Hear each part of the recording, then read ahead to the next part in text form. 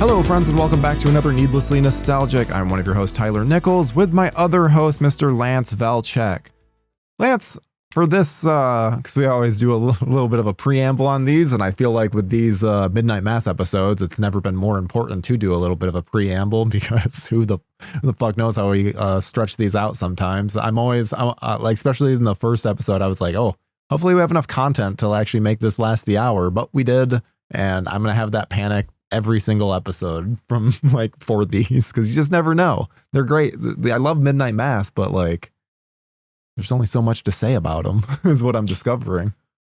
Yeah, well, I mean, just to make sure we are doing episode 3 and 4 though, right? Yes, 3 and 4. Okay, I that's more than enough, because 3 and 4 is what solidified this series as a masterpiece. Now, of course, as it goes on, it there's many more moments that back me up, but 3 and 4 is are the episodes where I was like, this was what I wanted, and this is what I was hoping for, and this is what I got.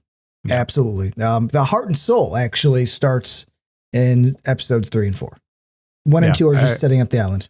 Yeah, I agree. And this is where we get a lot more of what we will then love, like, and what makes it one of the best series of all time. But I wanted to say, too, because you and I both got the same book. It's called Midnight Mass, The Art of Horror. Mm-hmm. Yeah. And I want to make sure to shout out Abby Bernstein or Bernstein. I don't know. It's the Steins. You never know. Could be Steen or Stein. I'm sure it's Stein. But does a great job with this, because it's like even though it's called The Art of Horror, it's more than just photos. Like, it's a whole behind the scenes. She talks to the entire cast and crew, and there's a lot of really interesting insight. So yeah, I went through about a third of the book, and I pulled out some information that I thought would be interesting to go over, because there was stuff I did not know about in this. We touched on this a little bit in the last episode, because we mentioned how this was shown, like the Midnight Mass was shown both in Hush and Gerald's Game. And funnily enough, one of the crew members on Gerald's Game asked Flanagan about it, and he was like, it's the greatest story I never made. Yeah. Like he already resigned himself to it being just like his Don Quixote for Terry Gilliam. Obviously, that got made eventually, but the whole history of that is he just assumed that it would be never made. It wouldn't be something he would ever make, and that was Flanagan's thing. Which I'll be very clear, I didn't know that. I never caught those references until going back after Midnight Mass. Yeah, because you could say a name of like what's your name writing in Hush. It's like I'm not the kind of guy. I don't have the personality that goes hyper focused on that. I just go, who gives a shit? It's the name of a book. I would it's just to set up the character. But I do love the idea that he has been trying to do this. Like, he tried to do it as a mini series for Netflix before he ever got House on Haunting Hill, and they passed. He was going to do a movie, which I thought I didn't know about the movie, which is fascinating, because this would never work as a movie. So the timeline is, it started as a novel in 2010, and then he had a screenplay in 2012. And then 2013 that were full-length features. That then he realized that the movie just not enough, like there's not enough time. So then he pitched it as a TV show in 2014. So this has always been like Flanagan's dream project. And he's even stated, because the person who eventually greenlit the project is actually the person that passed on it in 2014. So it's funny how much that Haunting of Hill House really gave him some clout. But also, he's even stated that he's grateful that the 2014 version never happened. Because it wasn't quite ready. He like polished it more. Yeah. Which he was able to obviously do a lot more with it. And yeah, it was literally the success of Hill House that got Midnight Mass greenlit. However, there's still that like caveat of like Netflix still wanted a different, like, it's like, because Midnight Mass, it's like, wait, this religious show with vampires, but we can't market it as a vampire show. Like, it's a tough ask.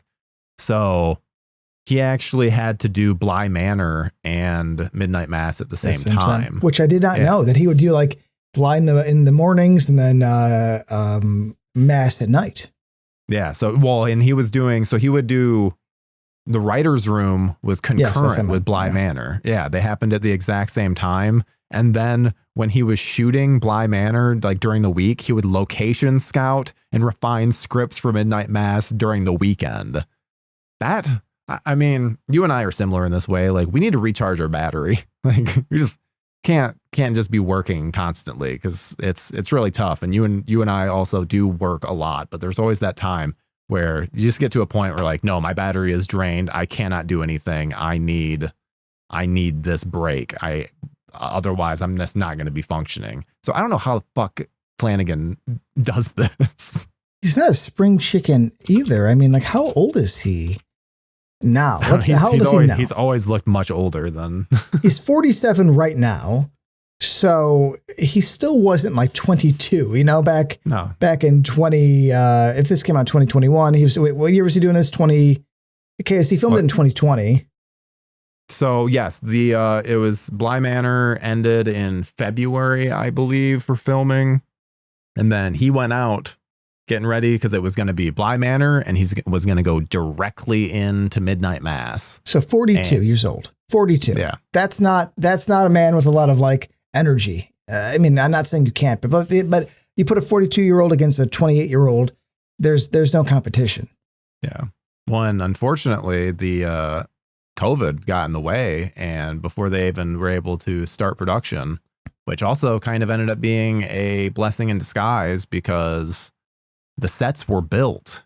And so they just got to sit there and essentially age in the sun. Yep. Yeah. Get more weathered. And like, it's like, oh, that's fucking perfect. That's exactly what you need. Like, but can you imagine being Mike Flanagan and like your production, like it gets delayed, but at that point it's your dream project. You're like, and the world is, I mean, we remember 2020. It was like fucking, it wasn't just like, oh, well, everything will be fine in X amount of time. There was so much uncertainty. There was a lot that was like, oh God, is this the fucking end? What is happening? People forget, like, we were locked down, and it was one of those things where it's like, is this Outbreak with Dustin Hoffman and Kevin Spacey? Is this where it goes? Because we had no idea. And then the information was contradictory. Nobody knew what was going on. It was a very strange time. And I forget that this was I didn't know it was a COVID. I mean, I guess I did know, because obviously when it came out, but it's like, I don't relate it to a COVID time.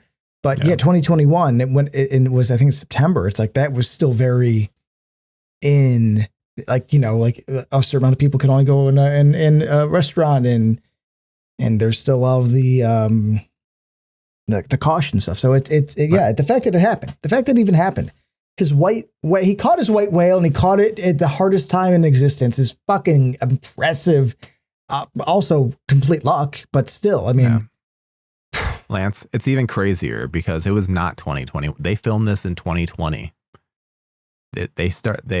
Production resumed again in August 2020. They were the guinea pig production for Netflix and dealing with COVID. They were the fucking Tom Cruise fucking dead reckoning of like, all of Hollywood is relying on us right now. They were that. Yeah, which like they were fucking, Netflix just used them as a guinea pig. They were the first ones back in. That's a good point. 2021 is when we saw it, but yeah, 2020 is when it's filmed. Yeah, you're right. Yeah, which that's nuts. Because also, like, I can only imagine how much more of a nightmare that would like make things of just like the logistics. Because I was looking through that book, and everybody has a mask on. And it's like the shields and They even had, there was moments where there was like clearly a break in filming, and like extras had masks on, where then they would clearly like take off when then the filming started. But it was like, dear God, yeah, it's such a different time.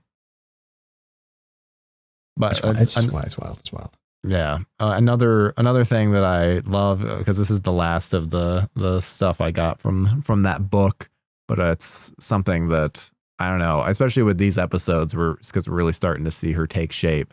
Flanagan views Bev Keane as the true villain of the story.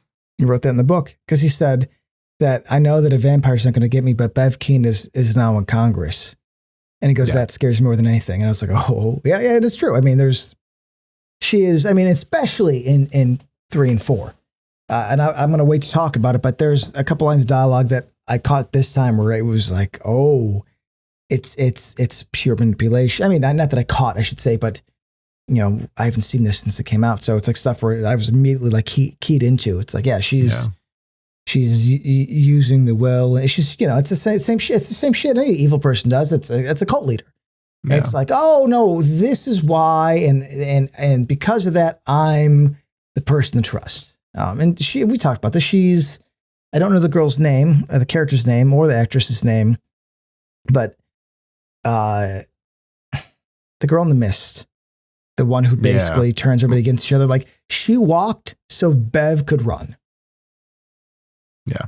I've never hated a character since The Mist is the last time I've hated a character this much. And thankfully, I will say though, this viewing has been a little more, she gets under my skin slightly less because I just know that karma that's coming for her. Well, so that has helped. I will say this viewing, I think I'm more appreciating the nuance in the acting, but there's no greater pleasure than watching this fucking bitch, pardon my French, scream and beg, trying to dig a hole in the sand as she burns. I mean, as I said the last time, it's almost porn to me, where I'm like, the pleasure I get of watching the comeuppance. Like, rarely in life, because life is chaotic, life is not stoic or based on story arcs, but you want somebody like this to have that ending. And the fact that we get it, that's the Flanagan way. I feel like he understands how to land the plane really well. Yeah. Yeah. He's always just has such satisfying conclusions to his stories. I think that's one thing I like. He's got a Stephen King vibe to him, but unlike King, he knows how to end something.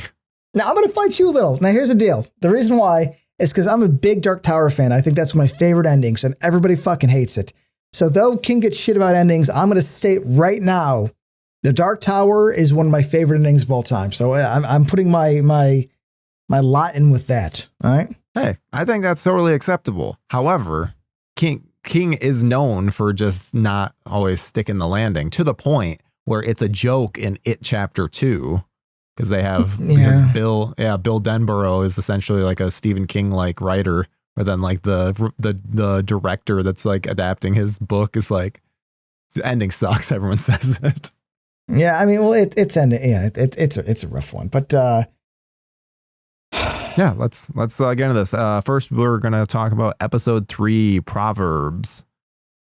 And obviously the big reveal at the end of episode 2 was Lisa being able to stand up and walk.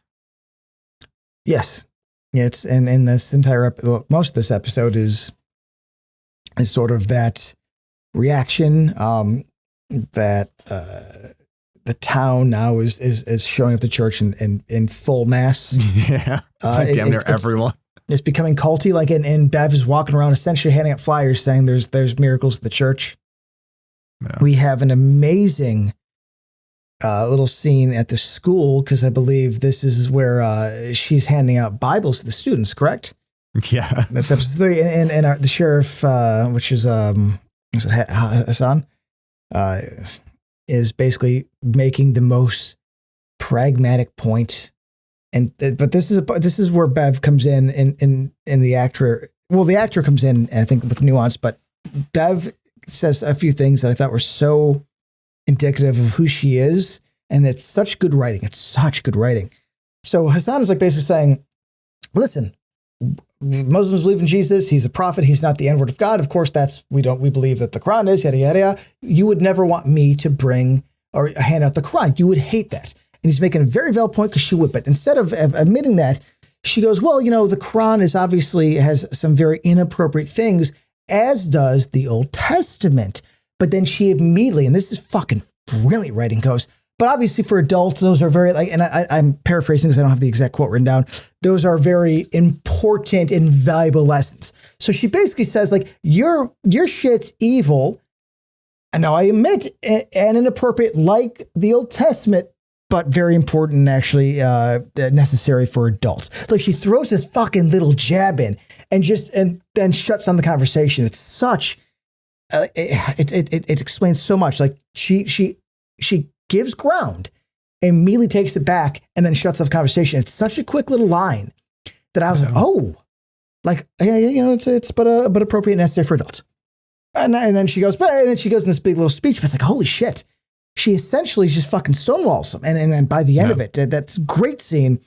She basically gets everybody on her side because she's like, when there are miracles here and who are we to deny him? We've all seen him. And she goes to, what's his name? Wade. And it's like, your daughter, you know, and she's like getting people on her side. She's fucking cornering him. It's great. And it's like little villainy things like that, man. This is the first, I think I said it earlier. This is the episode to me that made the show that sold me. This was one that sold me. For 1 and 2 are good. This episode sold me, and like it's not all about monologues, but just good conversational dialogue. And it's these little battles they have, man, outside of the spiritual stuff, which we will obviously get to. Yeah. Yeah. And that, I mean, the episode is really bookended too by the Monsignor Pruitt, his little like background, which dude, I forgot it happened in episode 3. We talked, dude. Not only did I forget about it in episode 3, we talked in the first episode, the first part of this, because we did episode 1 and 2. I was like, man, it's crazy that this show, the big twist is the vampire. In my memory, that happens so far later. It's like episode 3. It's like, dude, in Lost, fucking Locke didn't even walk till episode 4. It's like, wait a second, that's actually pretty upfront. Yeah. My whole memory of this is like, man, by the end you find out it's a vampire. It's like, bitch, in this episode they fucking clearly like it's a vampire. Yeah, he thinks like it's an angel. It's a vampire. Yeah. Yep. They go and did you notice too the Mike Flanagan cameo? I didn't know his first time where he's like father, and he like kind of corrals him. Yeah. I love that where it's like, oh, fun. Because I don't think he pops up in all. It's not like he's one of those directors who's like Hitchcock showing up in things. Though I do remember he's a mourner in Life of Chuck. No, some Life of Chuck, but is he in Hill House though? No, it's literally just Midnight Mass and Life of Chuck. Good, which is interesting. I wouldn't. I would kind of have expected him to be like in the background of like Dr. Sleep or something like that. But I mean, I don't. It doesn't matter anyway. But it would just be. I don't know. His Stephen King connections where then I'm like, oh, he'd be like King and show up in these show up random roles. Moments. Yeah, but there's I need to figure out if I can do a screenshot of this because it's so fucking gorgeous. There's a shot towards the beginning of the episode. It's at 11:48 in the episode 3, and it's just shows of how much I love Flanagan's cinematography in this. And I believe his cinematographer is Michael Filmangari, who ended up directing half of the Fall of House of Usher episodes, which like when I watched House of Usher, I was like, wait, who the fuck is it? Why is Flanagan not doing all of these? And then I realized I'm like, oh wait, it's the cinematographer. Okay. He clearly has a grasp of things. He has a team. Yeah, he has a team. And there's a shot. It's an overhead shot looking down on Riley. And it's just this pattern, this floor pattern that just like disappears into the distance. And it makes him look like he's in this like space of nothingness. And it's so fucking brilliant.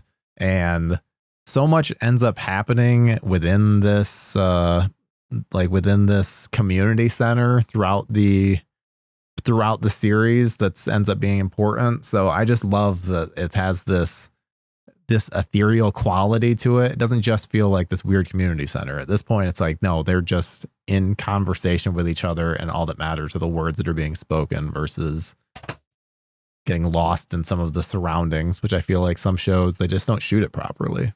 It's funny you said that. I actually made note of it because they do the overhead, they do the shoulder, like the left shoulder of one character, right shoulder of the other character. Yep.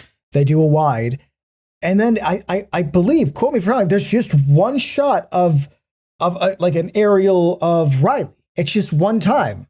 Yeah. And it's like right as they're talking about some, fuck, I should have wrote down something, but it's like, this is the kind of thing, like, I'm not a director, but I think of things like this, like, okay, so clearly the line of dialogue dictates something that they needed that shot for. Because you know, usually you want a matching shot earlier or something to set up that's going to be a part of the series of shots. It's just a single shot. And it's actually right before I believe they cut. Because then it goes to this cool little owl outside. But it's like, yeah, it's this overhead shot. This is a beautiful show. And I think things like that kind of show, like there's, I don't say extra love because I have a deep connection to Hell House as well. And I love House of Usher, of course. But there's little things like that in here. And I think we'll like mention more where I'm like, there's a little extra sauce, just a little extra here. Yeah. Yeah. I mean, there's so much that just and it's a big reason. Cause I love Flanagan's great because I mean, the monologues, I love a good monologue, and obviously Midnight Mass is his monologue show. Damn near every character gets at least one monologue to just absolutely kill it. But the cinematography is just unreal in this show, where it essentially is like the camera is a character all in itself, because they're how he's presenting things. It's like whether it's how he shoots the angel, like, or how he's presenting. Did you notice the halo? I never noticed the first time. I was like, I looked over. I was like, babe, look at the halo. And it's crazy too of how much younger Henry Thomas and his wife already look. But subtle enough for like, I didn't catch it till the end. I was like, oh shit, I've already started doing it. Yeah. I mean this also I'm keeping an eye every episode, since we obviously know it's like different. It feels like a slow burn the first time you see it. The whole show, and narratively it feels like such a slow burn, but then watching it as a rewatch, it's like, dear God, everything happens so quickly.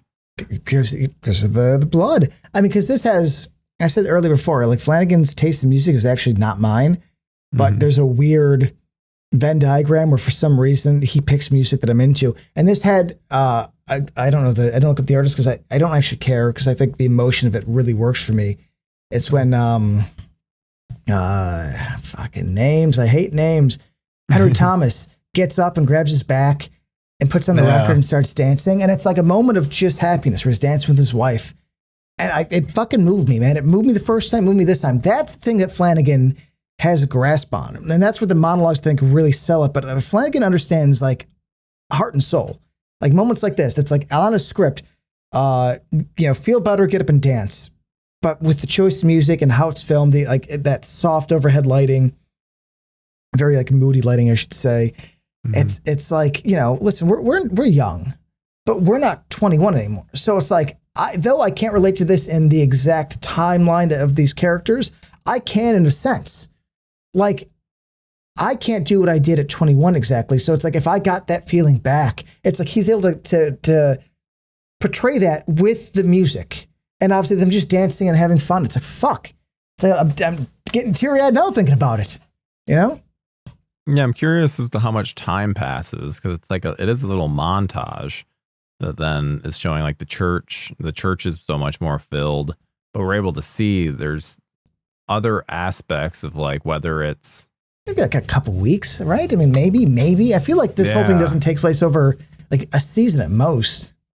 Yeah, I mean, it has to just be like a brief period of time, because it's fucking Beth Keane has the miracle. It's called the Miracle of St. Patrick's. The pamphlet she's handing out. Yeah, I like they know everybody anyway. It's just I just think if we're getting that printed up, it's like, bitch, the 10 people live there. It is also funny though, because Lisa is like we see, because Lisa comes to Riley's brother's door. The window, yeah, they sneak out. It was so cute. I was like, oh man, I didn't experience that in my life. I would have absolutely if I could have. Yeah, I was on a second floor with no chance of being able to sneak out in that way. I was shitty with fucking girls at that time. But this is the first episode where I really started paying attention outside of I think I saw the X-Files before, but it's the X-Files. It's 7. And there's one more poster on Riley's wall. Yeah. But I was like, oh, the 90s. God damn, I miss the 90s. Well, and it's interesting because like Lisa's able to walk without the cane. that she's showing that off. She shows that she dances, like that she's healed more since then. Yeah, but she's back to using the cane again after that. Is she? Yeah, she uses the cane later on, where then it's just like, wait a minute, why she goes and like kisses him in the boat, right? Yeah, because then she uses the cane like when she's at church, so it makes me wonder if it's like she's trying to hide her full progress. I don't know. I gotta be honest, I took it, and maybe because I was so invested in like just the soul of it, like her being like, I don't need it, and she sneaks off the boy, and I was like, childhood love. I didn't even notice. But this is an episode where she goes and has the conversation with Robert Longstreet. And that is, I'll be honest, that exact moment is where this show did exactly what I was hoping. Because, oh my God, I'm sorry, I'm tripping on my words here. Honey Hill House, let's not forget, the reason that's such a brilliant show is that it is a great dramatic horror show. And it's really good about being a horror show and a drama about horror. The twist is the last few episodes bring in this soulful thing where it kind of skews the show, and it's like, well, the horror isn't necessarily this evil thing. It's more neutral, and the drama comes full. Like that kind of stuff is kind of saved for the end. So the fact that I got this in episode 3 when she goes, "I forgive you," and Longstreet is almost like fucking like going through pain as she's basically giving him this information. Like he can't handle forgiving himself. I mean, it's honestly, it's brilliant. It's one of the best things I've ever seen. And I remember crying when I first saw it. And I should state this, I'm not trying to be tough. I'm not the guy that cries easy, but when she's like, I hate you, I fucking wish you were dead.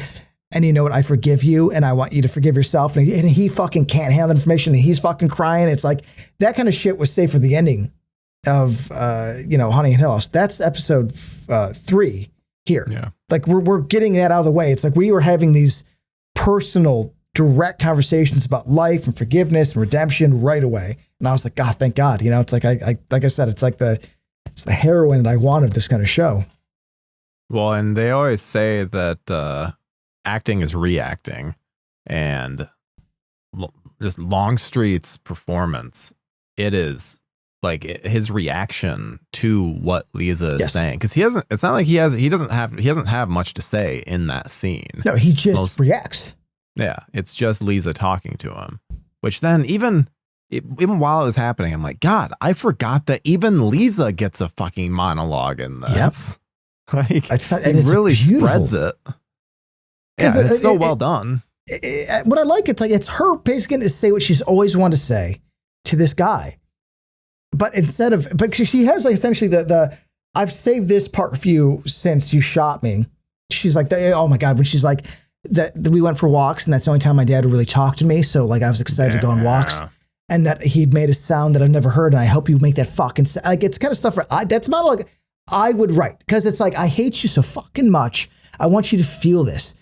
And it's this like not evil, but it's something that I think is very pure and something that you would feel, anybody would feel if you she's like, you took away things, you reached through time and took away things I would never even I haven't got yet to experience, which is a great fucking writing moment there. But she's like, I forgive you. And it like shocks him.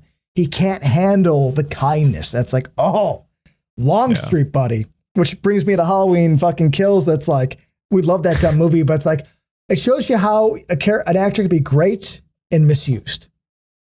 Yeah, I mean, the difference between Mike Flanagan directing you and David Gordon our favorite boy, fucking David Gordon Green. Favorite boy. Yeah. DDG. Yeah, DGG.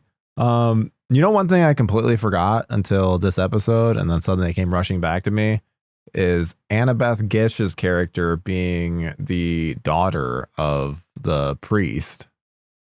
Yeah, I actually, I don't know if I forgot, but I completely did not remember that being a thing, that he had a little bit of an affair, but like because of his religious standing, like essentially instead of raising this daughter and loving this girl, he chose the church. Yeah. Yeah.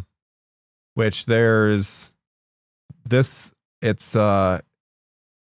is it episode 3? I want to say it's episode 3. Maybe it's episode 4 that I'm trying to scrub through real fast. 4 is where they actually meet and she smiles and she's like, I thought it was a dream. That's 4. Yeah, it wasn't because he doesn't have to leave so I'll wait on that. But this episode, she's acting better though. So they're setting up that like the blood's like helping her, I believe, right? Yeah. Yeah, because she's remembering things that she did before. She's walking. And she even says something of like, when did you put me in the like the this living is my room? Which I think they've put it further in, and even in the next episode where it's like he makes sure he gives her communion every he comes over at like midnight or some shit. Yeah, every day maybe. It must be every day because she gets the treatment like quickly because she's like by the end of the show she is a young woman. I mean, which makes sense. So then that's a beautiful little slow burn, which is like he goes back to his love. Yeah. And heals her first. I got to give you your daily communion. Yeah. Cause he's like, he starts doing it like midnight or something. There's that fucking just wonderful scene where he is in the confessional. And like the light comes because she shines light in his face. Done with that part? No, I'm talking about, it does the light thing. I'm talking about the like when I think it's after he's speaking to her and he's just like I guess you're right because it's all it's when we're getting more background into what happened with Monsignor. It keeps flashing back to the confessional. Yeah. And we don't realize that's all just like in his head. But he has that moment where he like they show us Monsignor Pruitt and the makeup is so good in that I don't see Hamish Linklater when they show like it's not a reveal quite yet. It just feels like he's telling the story of Monsignor Pruitt. Up until right now, I was happy they hired an old man actor and put a beard on him. I thought they just hired an old guy, put a beard on him because I'm like, yeah, you shouldn't overage him because we'll see through it. Are you saying that's not fucking some old man with a fake beard?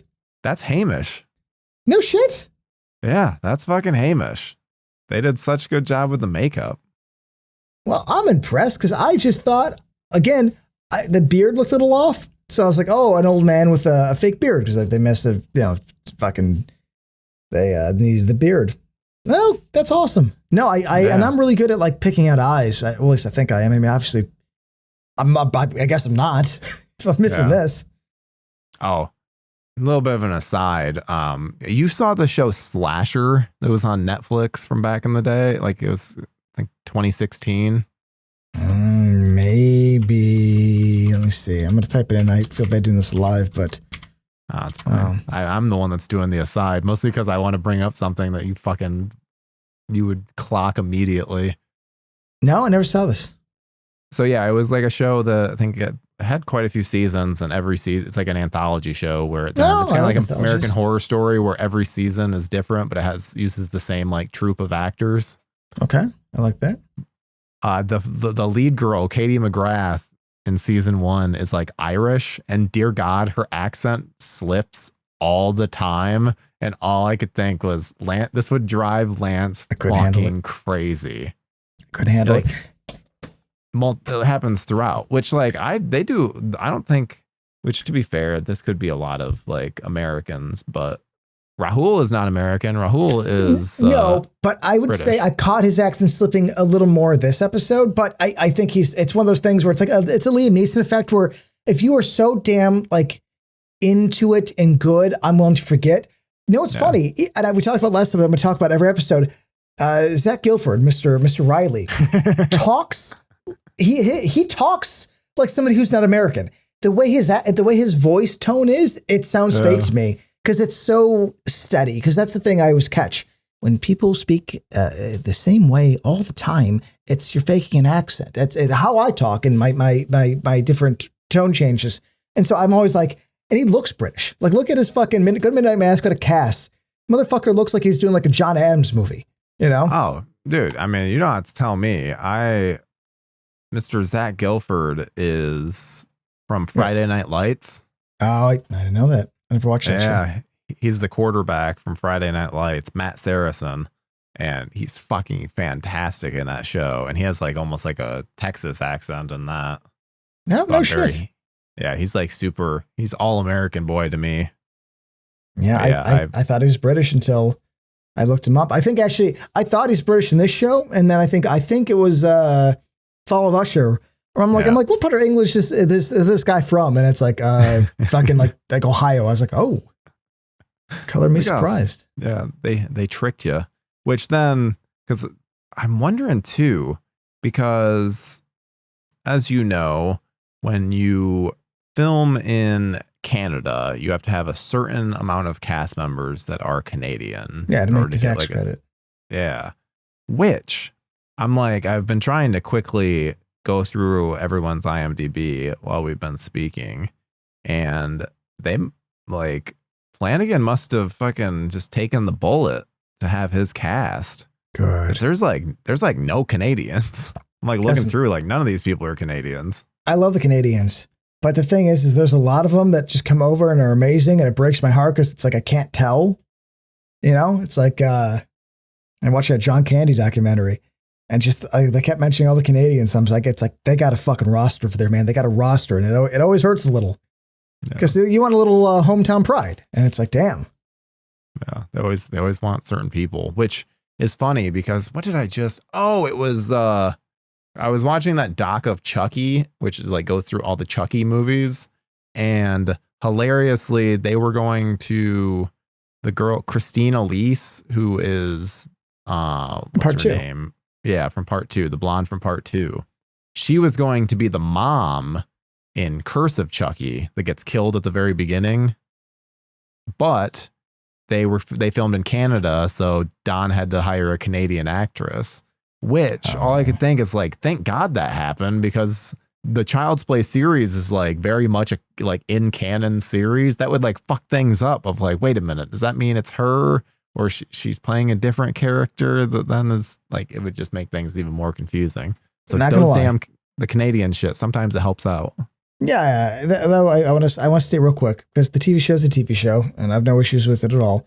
That being said, I wish they brought Elise back in the movies, though. I was very disappointed that like it took until the TV show. It's like, bitch, you had like fucking 5 movies to bring her back, and she was like one of the best characters in the series. Yeah. That's all. But I mean, these are all American. And listen, I'm not one of those guys like I want only American, but you know, like I said earlier, the Canadians have a great roster. So Henry Thomas being American, Carla, then Carla's just I think she's the judge. Zach Gilford, Kate Segal, Hamish Linklater. It's like, you know, Robert Longstreet. I gotta say, I'm happy they're all from our side of the pond. I mean, it's crazy though. It makes you wonder of how, like, I guess Rahul must have gotten cast for Bly Manor, and then he just like knew. Yeah, I mean, what I assume happened is like he hired, because he actually was brilliant in Bly Manor. He had that episode with the one woman, I forget, so bad at names. That beautiful black one with the bald head. I mean, they had that relationship, and I think Raul just fucking blew him away. And he's like, "Okay, you're one of mine now." Yeah, because like, can you do an American accent? Yeah, I mean, also it's like the British usually can. It's not always amazing, but you know, I've always read interviews that the reason the British and the Australians and everybody usually does a better one is because they grew up watching our stuff, whereas Americans almost never grew up watching Faulty was it Faulty Towers? Faulty Towers, yeah. Because I grew up on British TV because my dad's crazy. Red Dwarf. He loves my dad loves fucking weird sci-fi like that. He loves Red Dwarf. I grew up on Absolutely Fabulous and Faulty Towers and a couple of weird fucking British shows, but the sci-fi stuff's on my dad's. But that's what I'm saying. It's like, you know, I'm watching that stuff when I was a kid. I would talk to people and they'd be like, I don't know what that is. But in Britain, it's like, oh, have you heard of Tom Cruise? Like, absolutely. And that's kind of stuff. Yeah. Well, one thing I didn't catch until this viewing was how essentially it's the sandstorm that uncovers the tomb that the angel is in. Yeah. Yeah. And he like wanders in. Yeah. Because he said it opens up a little, like it's like in the ground, essentially. Yeah. Yeah. Which then I love too, because I'm already trying to like get ahead of Flanagan. I'm like, but wait a minute, how did this guy get this monster here? And then it gets mentioned of like he Hamish, like the priest, he like waited in his like room, waited hoping he'd come, and then one night he came in through the window, and then he put him in his wardrobe. Where it's like, oh, he already thought this through. Of like, nope, he didn't have to he didn't drag him through the wardrobe like through the desert. Yeah, and that's something I didn't catch because I remember my only small issue was like, how the fuck did he get him back in that stupid case? But it's remember he basically followed them for most of it. He goes, sometimes I think he wouldn't show up and he would show up and he would go here. So I was like, oh, I like that idea that the angel, which is a cool concept actually, because though it's a monster, it's clearly an intelligent being that is seeing this religious man and knowing like, okay, you think I'm something else and I'm intelligent enough to realize this and play along. Because that's all this is. It's like the vampire's playing along. Yeah, he just sees him as like essentially a means to an end. Yeah, he's like, you're going to help me spread what I need. Yeah. So I was right. This is the episode where it happens, but Bev Keane is suddenly she like understands what's going on with this episode because she sees the POV. And she sees the newspaper clipping with Monsignor Pruitt, and she realizes what's happening with like he is Monsignor Pruitt because then she calls him Monsignor from then on at the very end. But I think it's a POV where like it's from the newspaper's perspective, and she looks and goes, "What it is a miracle, or what a miracle?" She says that, and then by the end, it focuses in on the newspaper article, and then I think that's when she starts saying Monsignor, right? Yeah, because it has the ending is he dies. Well, yeah, it's him coming back, and then they have all the people around him, and then it does like a slow zoom in on the newspaper, which then Bev was looking at earlier. It's like, oh, okay, so this is what Bev saw, and that's why Bev is suddenly just like she's on board with all this and understands. Because of course she doesn't view it. It's not a vampire. It's the blood of Christ. Yeah. The blood of Christ is doing these things. And it fits her narrative. It makes complete sense. Yeah. And I like too that they like I like the they're keeping up with like the AA meetings, and because AA, it's always been my big complaint with AA is that it's so connected to religion. The higher power, which is like, well, yeah, it's like, well, that seems like it's giving a lot of heavy lifting to not responsibility to me personally, but yes, yeah, that's always been my issue with it, where it's like they're then too able. It allows like addicts and alcoholics to use a scapegoat rather than actually accepting that no, they did this. Like it's I feel like it kind of sidesteps the healing process and puts the blame on like something else, where then it doesn't feel like they're growing that much. But obviously in a show like this that's dealing with religion and dealing with these things, like it makes sense to utilize. And I like too that like Riley is kind of connecting with this, because I mean Riley and Robert Longstreet they have a ton of in common, because obviously they hurt someone while drunk. Yeah, Longstreet says in that I think it's next episode, maybe I forget which one, but it's relevant to your conversation, where he's like, he basically says like he didn't leave because it'd be too easy. It's like I could leave and ignore this, but he basically stays to sort of keep the punishment himself. He's like, well, it's too easy. I fucked up. I will live here in misery. And I thought that was a very like honest thing to say. And it's crazy too that Rahul Hassan sees the vampire outside the window. Because holy shit. Yeah. Oh shit. Like that. It's like that quick moment, and like and it's funny because in that book they always refer to him as the angel.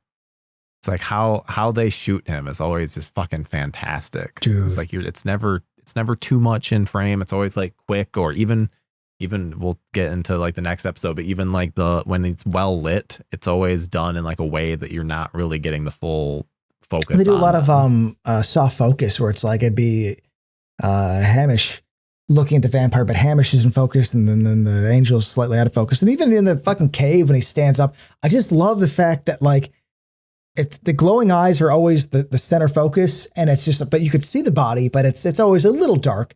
But it's like, they do it really well. It's a great monster, dude. It's a great monster. How is it that they're able to do the glowing eyes and no one else can do glowing eyes without it looking so fucking stupid in CGI?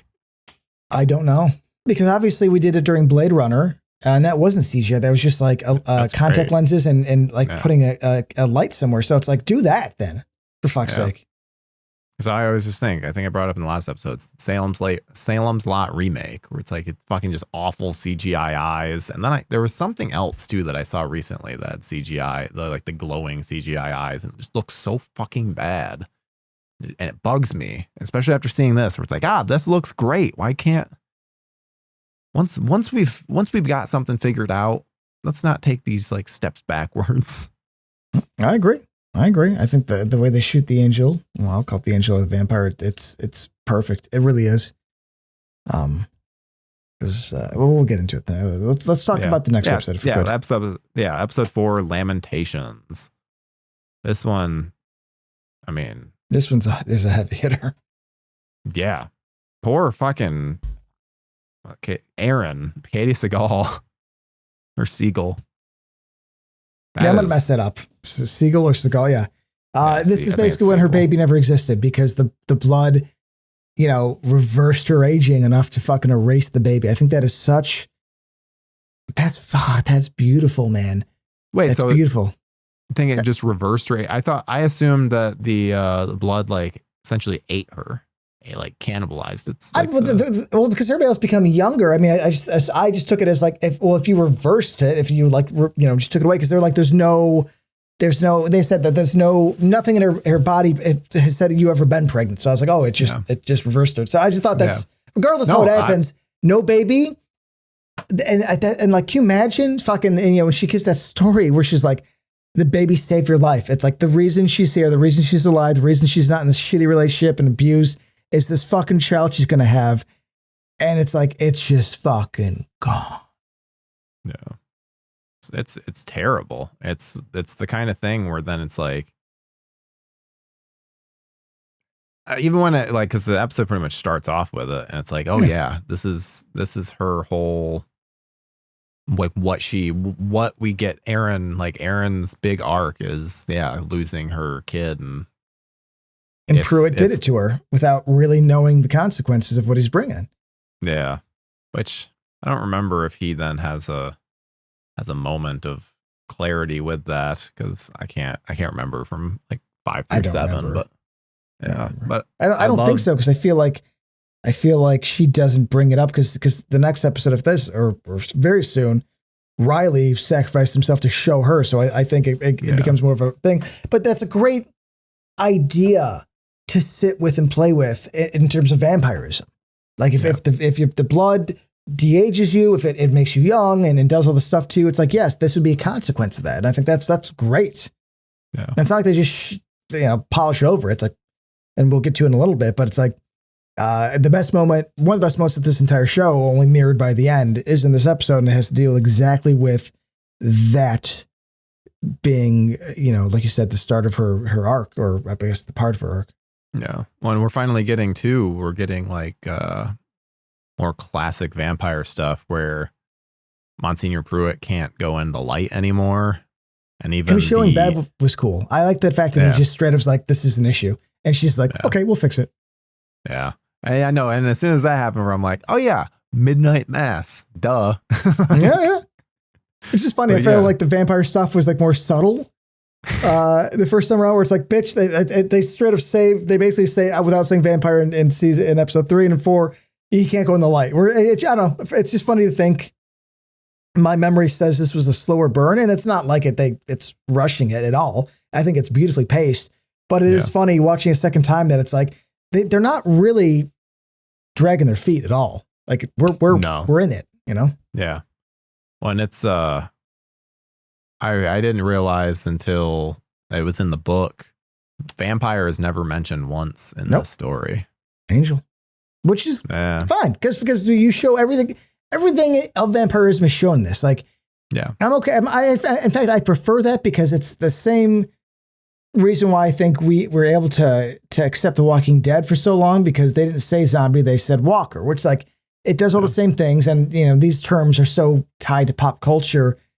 I would be fine if they did, but I like that they don't, because it makes it classier. I don't know. Maybe I'm projecting when I say that, because if it said vampire, it wouldn't change a damn thing about the series. But I do like the fact that it's not something they focus on. It's a show don't tell. Yeah. No, I do think it's a lot classier from them doing it that way. And how about that like the back and forth between Aaron and Riley? Because it's like, Are we talking about like what happens when you die? Yeah, because I feel like it's like 10 minutes of them just like talking about fucking life and talking about their perspectives on death. Because like there's definitely a moment where I'm like, Riley's thoughts on death are pretty similar to how I view death. Like it's very logical and making sense of what many people view the end of the road as, because he talks about like it's your body releasing all the DMT in it for this one last hurrah. Yeah, one big, where I'm like, that's exactly how I see death. That's so interesting. And then then to hear her perspective on it, where I'm like, so fucking smart from Flanagan to do multiple perspectives on this and not just go, no, this is the way it is. This is the way it is. And also with it being Aaron and Riley, who very clearly love each other and respect each other's opinions, where it's not them being like, no, you're wrong. No, you're wrong. It's just like them listening to each other. It's so beautifully done. It's one of the greatest scenes of the entire show. It broke me down the first time. He says something even at the end of Riley's speech, because you're right, it's very practical. It's very pragmatic. It's science-based and very logical. And he says, like, he goes, well, as I die, you know, I sit there and then all the microbes on my eyelashes and on my skin feed and I give back as was the deal all along, or something very like that's the part about life. It's like I live and then give back. And I thought that was beautiful. And then Aaron's speech fucking breaks me. I think I told you off air, like my ladders died a couple days ago, and like so we were watching this and like, you know, and not that it has the gliders thing to do with her speech, but it's just like, you know, I was in a very morbid mood thinking about just like, you know, when a pet dies, all it does is remind you that you know, that death exists, that it's real, and that like, you know, nothing's forever. Not that I ever think it is, but it's like a reminder is different than like, I know I'm going to die, but when something does die close around me, it's like, oh fuck, this thing lived an entire existence. And when she's saying that like heaven's not like clouds, but it's love and not being alone. I fucking lost it like a fucking dude, like a small child, and the first time it happened, I remember fucking crying like a bitch. And this is what Flanagan does. And this is why I love him. And this is where I always put the line where if this kind of shit doesn't move you, that's fine. Completely understand, but we are not in the same wavelength. We don't connect to the same things. I wish you the best. Godspeed. Good luck. I hope things are easy for you. And I wish you happiness. You're not going to be a close friend. I won't trust you deeply. There is a line, because this to me, both of their speeches are so emotionally valid, so well done. The little fucking piano, Kate Siegel, Erin as an actress, just fucking sells it to the point when she's like, and I get to see my grandma and my fucking child just had a dream. And he gets to be happy, and there's no bad. And it's such a beautiful. I don't even have fucking kids, and it's like I completely understand and connect with what she's saying. That my dead child didn't get to experience trauma or pain, and so is pure, and will just be happy and loved. And I'm fucking, dude. It's like coming down, and I've seen it before, and I'm just like trying to hold my composure, not working at all, but just like trying not to make too many fucking convulsions. As like I'm like it hit me, man. It's hit me even talking about it. It's like this is the scene that show that Flanagan is why I love him as much as he does it. It's the same reason why at the end of Haunting a Hill House, when we got fucking Mr. E.T. saying like, if anything else, be kind. You know, it's like in you know, in yada yada. Instead of walking alone, we walk together. It's like that whole fucking beautiful speech. It's like that's kind of shit he does so well. It's this deeply human connection. If you are aware of mortality, of life, if you could like question existence in yourself, this is why this fucking guy does it. It's this exact scene. And this is where I'm like, if you don't connect to this, we just don't agree on art. Yeah, I mean it's beautifully done, and then also the fact that like even despite her saying that, she still has that hope because after all this, she goes to the mainland to see a different doctor, get a second opinion. So it's like even in the midst of her having this conversation with Riley, she still has that sliver of hope of like, She wants her baby. like my doctor, just got it wrong and something else happened, which then just even further devastates her because then the doctor is obviously like, there's no signs of you being pregnant at all. Like this, there's like, there would be something. Like, I'm not saying you're lying, but like something is fishy here. And she's like, "Oh, do you want to talk to like a psychologist or something?" Where it's like she's the doctor's been saying like maybe you're a little off, and it's like, oh, this poor girl. And it's that awesome fucking it cuts right to like it's like on the boat, and it's just a cool little angle of her being in the corner, and you just got the vast sea behind him. And I love that the mainland, like, it's obviously not too far because they're not going like 8 hours away, but it's not close. You never see it from the boat. At least I didn't see it. It's not. No. It's because you assume it'd be like, oh, it's like a 20-minute ferry ride, but it seems more farther, I should say. Yeah, and they filmed this in like around Vancouver. I think it's like north of Vancouver in Canada. So it's, despite it, like they do a great job making it look like an island. It is just like a coastline, which I love. Like, yeah, they do a great job with that. And I love too that, like, because there's something with Monsignor Pruitt, and it's the reason that despite some of his actions, I still don't view him as like this Bev Keane level villain. Because even Robert Longstreet's death, it's not like it's intentional. It's not like he hit him over the head with something. It's like he hugged him, couldn't let go because he was feeling that urge, and then fucking Longstreet pulls away, falls, and hits his head. An accident. And then obviously, like, yeah, Pruitt doesn't save him. Fucking feeds instead, which that's I'm sure cool when he's like licking the blood. Yeah. And it's like, oh, he's just not going to help him. And then we cut later and he's like fucking chewing on his brain. I'm like, oh. Yeah.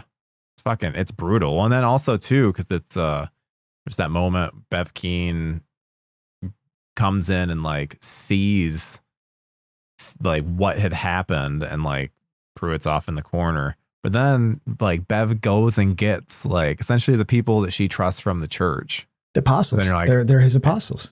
Yeah. Which it then just gave me all these thoughts where I'm like, oh yeah, I fucking hate these bastards following Bev Keane's word. Like, she's a cult leader. She basically, I think Wade's the dad of Lisa, and she basically uses that. It's like, well, there are miracles happen. You've seen it. You know that this is the word of God. And she even says, I think, something along the lines to Pruitt. She goes, did you feel guilty, right? And she basically like nudges him into saying like, no, and then looks back at Wade and the bearded guy. It's like, you see, like, this is God's will. It's God's way. She quotes the Old Testament, the fucking, the Torah, the fucking crazy God shit. And basically says, you see, fucking God uses a sword. Now wrap him up and dump him in the fucking bay. It's like, oh, it's a cult leader. No, dude, Pruitt is like willfully unprepared for this. Yeah. That's, I think, why he, and also I think just how Hamish plays him, or Hamish, I shouldn't say how Hamish plays him. Hamish is like acting, how he acts is Pruitt. Like, you know what I'm saying? Like, this is the guy that disappears to me. Like, he plays like a very similar part. This is the part he was meant to play, which is like, kind not bumbling per se, but like earnest and like means well, and just kind of fucking not prepared. And so you feel for him. It's like, yeah, he generally wants to do good things, but just is fucking like, you brought the wrong thing back, buddy. Yeah. Yeah, because I mean, yeah, he clearly has good intentions with this, but he's lost in his own religion, which also makes sense because this is a man that he was pretty much losing his marbles. And then suddenly he's given a second chance. And so, of course, he's going to just view this as God and an angel and something that is pure. I think then, obviously, even with the ending, I think we're getting little bits of Pruitt understanding that, oh, maybe this isn't godly. Yeah, you start questioning a little. Yeah. I should say, because I love that they did it, but it is heartbreaking because Longstreet's character is having a redemption. He's at the liquor store and like basically like is fighting, and then sheriff is like, we're gonna have is my night gonna be bad or good, buddy? What's going on? And he like walks away. He basically fights it. So it's like seeing him die. I think that's great storytelling because it definitely, and I hate using this word, it subverts your expectations because you assume his arc is going to be getting better and either doing good or at least, using the forgiveness of Lisa to be a better person. But it's like, no, like he got forgiveness and that's good, but it's like he doesn't get a happy ending. Yeah. And I remember like being heartbroken when it happened. And even this time I was like, oh man, because he had that little conversation with Riley. He was like, my sister died, I didn't go see her. I was a coward. I stayed here, and he's basically like, he has this honesty about himself, which I feel like didn't exist until he got forgived and got sober, and it's just like that. He's like, I'm glad you're here, kind of thing. Which is then it's one of the things that Riley finds suspicious about Pruitt. Pruitt says that he's went to the mainland to see his sister. Where it's like he immediately like, oh no, something's not right with that. Like sticks with him. It's like, oh, alarm bells going off. Which I fucking love. Is why he dies, because he goes to Erin's house. Like he promised he's gonna meet her at night. But he's like, something's off. Something's off. I gotta go back and figure it out, which is like it costs him his existence, costs him his life. But I love that they set it up. It's a beautiful conversation. And it's like you find out that Hamish is lying, or Father Pruitt, and that it sticks with Riley. He's like, nah, I can't let it go. Can't let it go. And I love the movement that the angel has when he's in like the trench coat and he's like walking across. It's such I don't know. He's like, it's not like he's gliding, because he is still walking, but it's such an ethereal look, and it's so unnatural, and it works just so well. I assume that because I know it's the same guy that plays it's like the angel is the same man throughout. So I'm curious. Yeah, it's the same actor, right? Yeah, I want to see angel / figure Quentin Bolsclair. Yep, of course, he's demon and a bunch of stuff, and yeah. So he's probably super tall and lanky as most of these kinds of people tend to be. Yeah, he comes in, he's like. Obviously, what I like is there's no shoes because he doesn't need them. But he's still in the clothes, like the hat and the trench coat. And it's he's in full view, but technically he's in soft focus, like when he's walking and in the eyes. Yep. It stays. Yeah, the focus stays on Hamish. Yep. Which then we see too, like how fast he goes after Riley. It's like, oh dear God, that's fucking terrifying. One of the fucking best cliffhanger endings, because Riley, it's not like Riley's like, what, and it gets killed. Riley's like, oh shit, this isn't good, backs up to leave. Like Riley's smart enough to be like, I'm not hanging out here. And then obviously Pruitt, which I think is also a very interesting way to frame him, like closes the door. And it's like he's like, fuck, bad timing, buddy, bad timing. Makes eye contact with Riley as he's walking by and being fed on. Yeah. He goes to shut. He has to walk over and shut the door. Yeah. Yeah. And Riley's like just like eyes wide. It's brilliant. Absolutely brilliant moment. And one of the best mid. I mean, this would be if we'd gone for the ultimate comparison. This is killing off.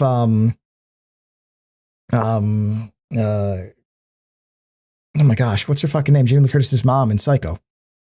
Oh yeah, Vivian Leigh. Yeah, Psycho moment. It's like, this is our main character. This is the guy we're supposed to follow to the end. This is the guy that's going to save the day and or sacrifice himself, whatever the story needs. And it's like, in episode 4, it's his demise.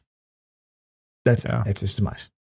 Yeah, I remember even when it happened, I was like, holy shit, is fucking Riley no more? Is this just like Dunzo? Which almost, I mean, it's pretty much a fate worse than that with him actually being turned. But I don't fully, I mean, again, I think we're gonna understand rules. the rules more over the next couple episodes. But because all I keep thinking is like, wait, so why is Riley not able to go in the sunlight? And does that not happen until a couple episodes later? And like, or like, wait, when does this fucking happen? Like, I can't, because then it's like, because Pruitt was able to be in the sunlight after being fed on and getting his youth back and getting all this. So I know, I mean, in Flanagan we trust, so I know it'll be explained. Yeah. But I don't remember because I kind of agree. It's also like these are the nuance rules that like I know you shouldn't explain because like to explain these in detail becomes a little, I guess the word is explaining, but like how long do you feed on somebody before you just kind of heal them, or when it's the dude in I think episode 1 or 2, the drug dealer who's clearly just fucking dead. You know what I'm saying? Yeah, very true. So who's food and who's like, I'll eat you and let you live? Where's that line? That's the line I'm curious about, you know? Yeah. And it makes you wonder too of if it's Pruitt's involvement, Pruitt being around would then be like, stop hey, some. Stop with this that we just don't see, versus obviously when it's by himself. Which also, because I think too with the miscreant that the drug dealer that the Angel kills, I feel like that probably happens as well, of like he's been feeding off of cats.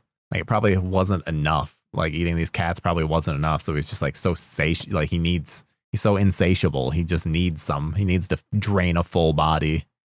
For sure. Yeah. And then that makes sense.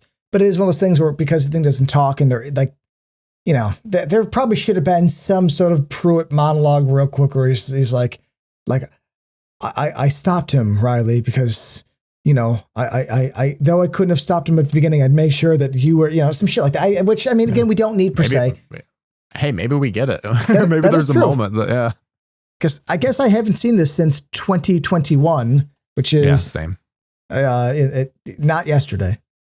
Yeah, no, I completely agree. There's definitely stuff with this that I'm like, it's coming back to me like when watching these episodes, but there's definitely some things where I'm like, oh, I did not notice that the first time, because obviously you just need the context of the entire show to then understand some of these things that Flanagan put in it, because it's very well thought out. That's why even so many of my questions that I don't have answers to yet, I know they'll be answered by the end, because that's just how Flanagan has been with this show so far. Whether it's something that I think and then he answers literally by the end of the episode. Yeah, and I don't remember 100% of the show. I remember all the big parts and maybe some heartful parts, but there's little things that there's going to be a scene where character says something that I don't remember her handing out the flyer, but like not that I didn't, but it's because it's like little things like that. It's like, oh, that's a great moment. But of course, I'm not going to remember that. I've seen a show once, and there's so many other things that are I think more emotionally involving for me that little thing is something that's going to slip by. But I like that shit. Yeah. On second, third viewings, those are things that I appreciate the most. The little things I missed. Yeah, this is the kind of show that you want to own on physical, because you would notice these things more and more. And Netflix said no. There's all sorts of tweets and shit like that online where Flanagan's like, I've asked, I've begged, and they just don't seem interested. Yeah, and it's funny because I think you are doing the same. Because I'm watching this show through my Plex, because my Plex has a great quality copy on it, versus I have like Netflix, but it's Netflix standard, and like it just doesn't look very good. So I was like, okay, I'm just gonna watch the Plex version then. Yeah, I want to own this, dude. I would pay money for this. I own Hill House. It's like why? For God's sake, just, I don't know, man. Don't get me fucking started. They did Bly Manor, but I feel like Bly Manor got in right under the wire before they were like, we're not doing physical Bly Manor was anymore. the last. 100%. Which sucks. It's like I would own everything this guy does. It's his style, how he did, like you said, he's a good planner. I also think it really helps that he's not doing like an ongoing show where it doesn't matter. Vince Gilligan in Breaking Bad is, famous for saying, because when I pulled the gun out at the end of the series, I had no idea what I was going to do, because you can't plan that far ahead because there's so much moving shit. People quit, people fucking die, things change. Where it's like, I think Flanagan doing this, like, I'm doing 8 episodes of a story and it's done. I think it's so great. That's why I'm basically fully into limited series now. Because I know it's like, it's just it's a story. It's going to be long form. It's going to be brilliant, but I don't have to worry about them figuring things out because of factors out of their control. Yeah. I mean, and I'm realizing now too, Flanagan has way too many things that are not available on physical media, because Gerald's Game also is not available. Nope. And Gerald's Game was I think the thing that got me into him personally. I saw that before Hush. Yeah. I think I went back and watched Hush after Gerald's Game because I was like, oh, well, what is this? The only reason Hush has a Scream Factory release is because Flanagan bought it back from Netflix. Yep. Where it's just like, what in the fuck? Like, what are we doing here? Well, like, just release shit. Like, it makes me worried.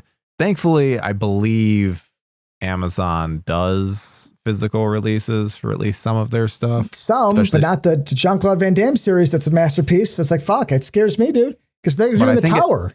But I think it takes the creator to like push for it, which I don't think everyone is pushing for it. Which Flanagan, we know, is someone that will push for that kind of thing. So you're thinking of it with the Dark Tower. I'm thinking of it for Carrie. Oh, fuck. Carrie will be fine, but the Tower, man, he's doing the Tower. Carrie's is actually getting in the way of the Tower as much as he doesn't want to pretend it is. It's like, dude, fuck Carrie, get to the Tower, man. I think The Exorcist is getting in the way of it more than Carrie. Motherfucker's like, I bought the Dark Tower. I'm going to do Dark Tower. It's like, actually, I'm going to do like 5 things before. It's like, or, focus on the one. Dude, I'm more this. I mean, listen, I'm going to say it. He's not young. He's a little chubby. This motherfucker could have like high cholesterol. Like, I'm not saying he's going to have a heart attack at, obviously he didn't die at 43 like John Candy, but still, I'm just saying, because he has been a mess. Theoretically, this guy could die tomorrow and probably be happy.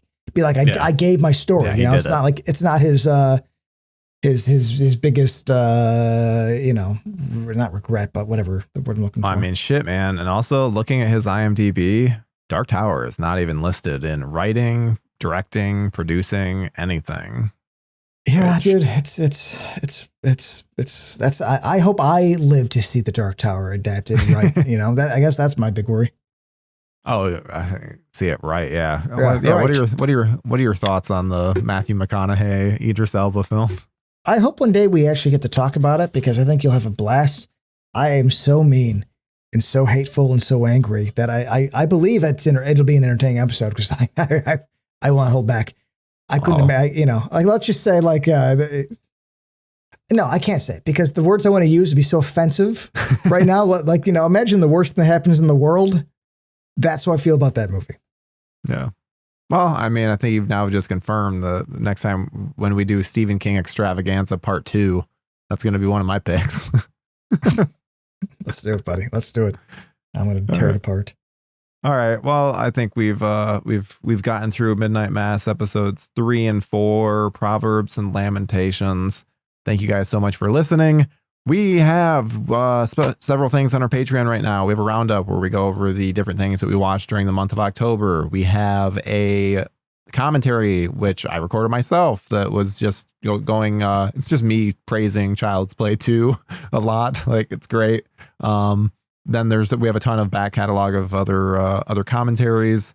And then there's also a bonus Halloween episode with myself and Lexi Moyer from The Horror Show, where we talk about just different Halloween movies that we tend to watch during the year. And it goes off the rails a bit, but it was a very fun time. So make sure to check that out on Patreon. And yeah, thank you guys so much for listening. We will see you in the next episode when we cover episodes 5 and 6. Goodbye.